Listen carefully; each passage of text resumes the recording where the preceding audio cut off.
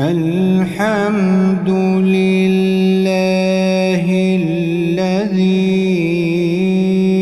أنزل على عبده الكتاب ولم يجعل له عوجا قيما لينذر بأسا شديدا من لدنه ويبشر المؤمنين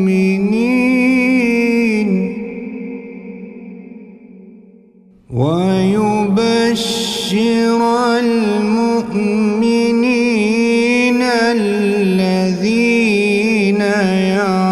يعملون الصالحات أن لهم أجرا حسنا. به نام الله بخشاینده مهربان. حمد و سپاس مخصوص الله است که قرآن را بر بنده‌اش یعنی محمد صلی الله علیه و سلم نازل کرد و هیچ گونه کجی و انحراف در آن قرار نداد. کتاب استوار تا از عذاب سخت از جانب او تعالی بیم دهد و به مؤمنان که کارهای شایسته می کنند مژده دهد و پاداشی نکوی برایشان وجود دارد. سوره کهف آیت 1 و 2. تماشابینان عزیز، امروز تصمیم گرفتیم چند سلسله برنامه برای شما تقدیم کنیم. سلسله برنامه تحت عنوان ندای الله بر انسانیت. برای به دست آوردن مقصد نزول قرآن 5 مرحله زیرین وجود دارد. در زیر هر مرحله دلیل ها نیز از قرآن ذکر شدند. گوش کردن آن. وَإِذَا قُرِئَ الْقُرْآنُ فَاسْتَمِعُوا لَهُ وَأَنصِتُوا لَعَلَّكُمْ تُرْحَمُونَ.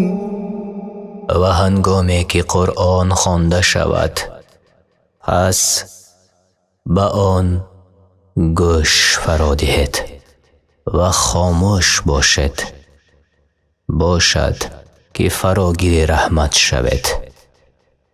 سوره اعراف آیت 204. 2. خواندن و تعلیم گرفتن آن. دلیل: الذين آتيناهم الكتاب يتلونه حق تلاوته أولئك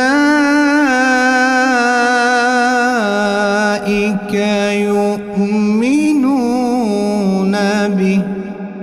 کسانی که کتاب آسمانی به آنها داده ایم و آن را چنان که شایسته است می‌خوانند و به مطالب آن ایمان می آورند. سوره بقره آیت 121. 3.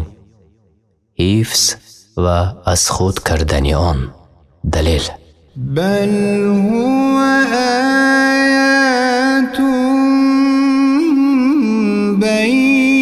بینات فی صدور الذین اوتوا العلم.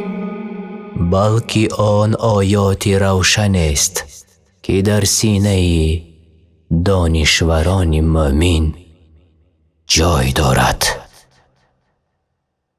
سوره عنکبوت آیه 49. چهارم، اندیشیدن و پند گرفتن از آن. دلیل: كتاب أنزلناه إليك مباركا ليدبروا آياته وليتذكر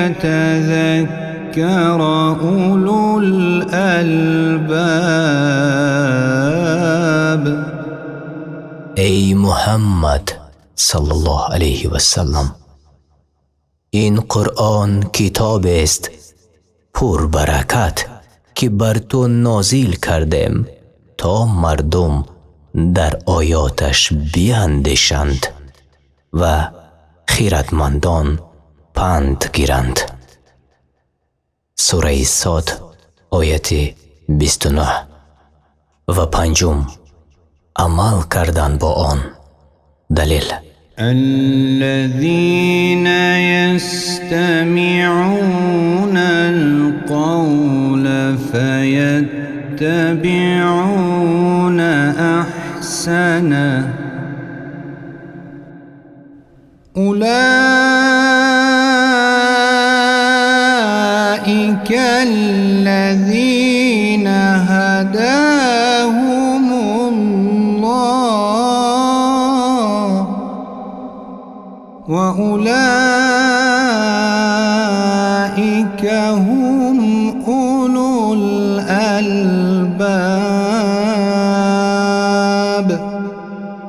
کسانی که سخنها را میشنوند و از بهترین آن یعنی قرآن پیروی میکنند، آنان کسانی هستند که الله تعالی هدایتشان کرده و خردمندند.